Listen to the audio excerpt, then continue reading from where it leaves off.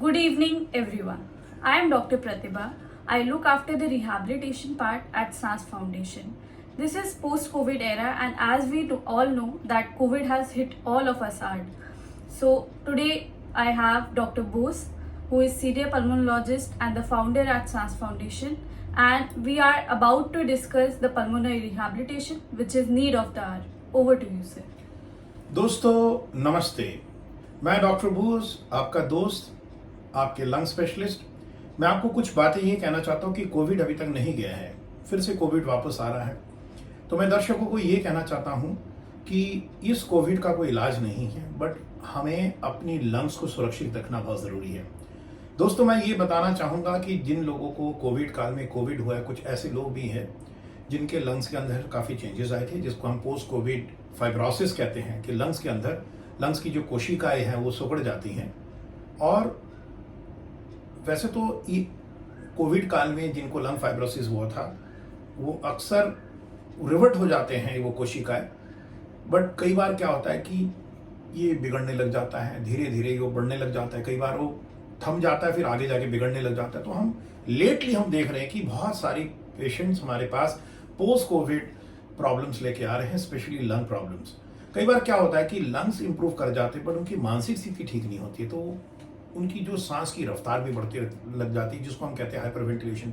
तो इस post Covid era में रिहैबिलिटेशन, ये पुनर्स्थापन करना मन से सांस के जरिए, ये बहुत ज़रूरी है और इसमें बहुत मेहनत की ज़रूरत है, एक अच्छी टीम की ज़रूरत है, और वो हम सांस फाउंडेशन में कर रहे हैं। और इसमें दवाई की ज़रूरत नहीं है, तकनीक की ज़रूरत है, उसके बारे में हम आपसे डिस्कस करेंगे। बट सबसे पहले मैं आपको ये कहना चाहूँगा, ये जो डिकेड है ये बियॉन्ड मॉलिक्यूल्स है, मतलब हमें दवाई से बियॉन्ड जाना है कि वो दवाइयाँ बहुत कम है। तो बियॉन्ड मॉलिक्यूल्स हम कैसे हम अपने आप को सुरक्षित रख सकते हैं, कैसे हमारी इम्यून सिस्टम को इम्प्रूव कर सकते हैं, कैसी खुराक के जरिए हमारी लंग्स को तरोताज़ा कर सकते हैं, क्या क्या ब्रीदिंग टेक्निक्स हम कर सकते हैं जिससे हम लंग्स सुरक्षित रहे, कैसे हमारी सफरिंग को हम कम कर सकते हैं, और सबसे बड़ी बात है हम क्वालिटी ऑफ लाइफ को कैसे एनहांस कर सकते हैं। तो डॉक्टर प्रतिभा हमारे रिहैबिलिटेशन यूनिट को देखते हैं। और प्रतिभा, तुमने कोविड काल में बहुत सारे पेशेंट देखे होंगे, और ऑन एन एवरेज आप हमारे रोजाना कितने पोस्ट कोविड एरा में रिहैबिलिटेशन कर लेते हो रफली? Sir around 5 to 6 rehabilitation every. तो दर्शकों आप सोच सकते हो 5 से 6, मतलब एक रिहैबिलिटेशन करने के लिए आपको 1 से सवा घंटा लगता है। तो इसके मतलब 6, मतलब आप सोच सकते हैं हम लोग कितने व्यस्त हैं। 6, और प्रतिभा के साथ हमारी बहुत बड़ी टीम है, हमारे पास योगा इंस्ट्रक्टर्स हैं, हमारे पास हीलिंग एक्सपर्ट्स हैं, हमारे पास नर्सेज हैं, एडजुवेंट हेल्थ वर्कर्स हैं, डॉक्टर्स हैं। प्रतिभा जैसे डॉक्टर्स बहुत सारे हैं, फिर भी एक एक पेशेंट को सवा घंटा लग जाता है। तो इसके मतलब कितना ज़्यादा मेहनत करनी पड़ती है एक रिहैबिलिटेशन प्रोग्राम के लिए। तो प्रतिभा, ये जो आप थोड़ा सा मुझे बता सकते हो कि जो पेशेंट आपके पास आते हैं पोस्ट कोविड रिहैबिलिटेशन में, जिनके लंग सिकुड़ गए, मान लीजिए उनकी मान लीजिए हम जब लंग फंक्शन टेस्ट करते हैं तो उनका मान लीजिए लंग कैपेसिटी, जो वाइटल कैपेसिटी 50% है, तो उनकी जीवन एकदम खत्म हो जाता है। कि जैसे लोग कहते हैं, हमारे पास रेफर लोग कहते हैं कि मेरा तो लंग सिकुड़ गया, मैं 2 कदम चलने से सांस फूलती है, ऑक्सीजन की जरूरत पड़ती है। तो आप रिहैबिलिटेशन के जरिए क्या उनके अंदर कोई रिवर्सिबल कर सकते हैं कुछ चीजें? क्या क्या आप रिवर्ट कर सकते हैं उनके अंदर? क्यों लोग हमारे पास इतने जुड़ रहे हैं, और आपके जो अनुभव, जो आप इतने सालों से काम कर रहे हो, क्या क्या चीजों में आपने देखा कि बदलाव आता है और आप उससे लोग आपसे जुड़ते हैं? Sir, for any disease, there are 2 kind of factors. First are fixed factor and one are variable factors. So, what all changes have occurred in their lung? It is if it is soft kind of fibrosis, then with certain lung technique, breathing exercise, use of certain assistive devices, by right form of nutrition, exercises, we can revert it back to certain extent. बाकी बात रही for the variable factors, so some of them are like nutrition. We have seen that nutrition get compromised in all those diseases. So we can correct their nutrition, we can plan small and frequent meals, high protein meals for these kind of patients. Then comes your तो प्रतिभा, जैसे मान लीजिए Covid patient आया है, Covid काल में उन्होंने खाना नहीं खाया क्योंकि बहुत ज़्यादा वो नेग्लेक्टेड फील होते थे, आइसोलेटेड होते थे। तो हम लोग देखें कि उनके अंदर एक मैल न्यूट्रिशन रहता है। उनकी अक्सर हम देखते हैं उनके लोहे के लेवल कम होता है, आयरन लेवल कम होता है, फोलिक एसिड कम होता है, विटामिन डी, धूप नहीं लग पाती इनकी, प्रोटीन कम होता है। तो नॉर्मल जो आप संतुलित आहार देते हो सांस फाउंडेशन तो आप हर एक को टेलर में डाइट चार्ट देते हो। तो नॉर्मली एवरेजली एक पोस्ट कोविड रिहैबिलिटेशन में कितनी बार आप खुराक देते हो और कितनी रफली कैलोरीज आप करते हो, किस तरीके से आप इसको कैलकुलेट करते हो? जो normal, if we see the lifestyle of a normal individual, they usually take 3 major meals, and in between they have a tendency to skip it because they don't get time and other reasons.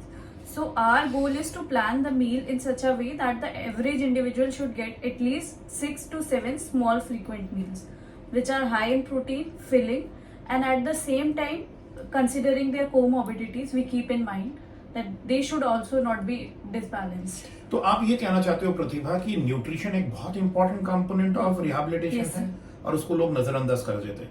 दूसरी बात मैंने देखा कि प्रतिभा की लोग आते हैं परेशान होके, उनकी हम साइकोमेट्रिक टेस्टिंग करते हैं, उनका स्कोर खराब होता है, उनको नींद अच्छी नहीं आते, हाइपर वेंटिलेट करते रहते हैं, मायूसी आ जाती है, डिप्रेशन आते हैं। तो इनको क्या आपको नहीं लगता इनको मोटिवेट करना बहुत जरूरी है किसी भी रिहैबिलिटेशन में? Definitely, sir. तो I आप think- क्या करते हो इसके लिए मोटिवेट करने के लिए पेशेंट्स को? See, whenever a patient get to know that their lung have been shrinked or any other disease, the first thing that hits is their mentality more than physicality. So the perception about the disease, how they take up the stress, all those things have to be dealt, and motivation is one thing that keeps them going.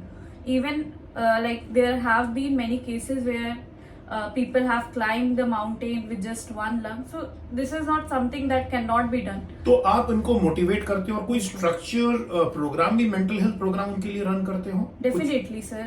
So the pulmonary rehabilitation program that we run at SANS Foundation, it encompasses all the components, whether it's nutrition, your mental health, social health, your financial health, how well you get a connect with your spirituality, your level of exercise, all those things has to be dealt with. अच्छा, breathing exercise का बहुत बड़ा role है। जैसे always मैं कहता हूँ कि इधर आप कछुओं की तरह सांस लो, धीरे धीरे सांस लो, गहरी सांस लो, लंबे जियो, या खरगोश की तरह जल्दी जल्दी सांस लो और आपके जीवन को खत्म करो। तो एक जो सिंपैथेटिक बिहेवियर रहती है लोगों के अंदर, जो छोटा सांस और जल्दी जल्दी सांस लेना, उनको आप ब्रीदिंग टेक्निक्स क्या देते हो? जो deep breathing techniques, normally what are the techniques which you normally tell people? So for these kind of patients where the breath rate is slightly more than normal, so we give them Buteyko techniques, we give them chest expansion technique, deep breathing exercise, and on the top of it, relaxation techniques are most ये common. बुटाको technique क्या है जो आप कहते हो, जो power breathing के लिए लोग आते हैं आपके पास? ये क्या है बुटाको techniques? So Buteyko technique is a very specialized form of power breath technique in which we are training the lungs to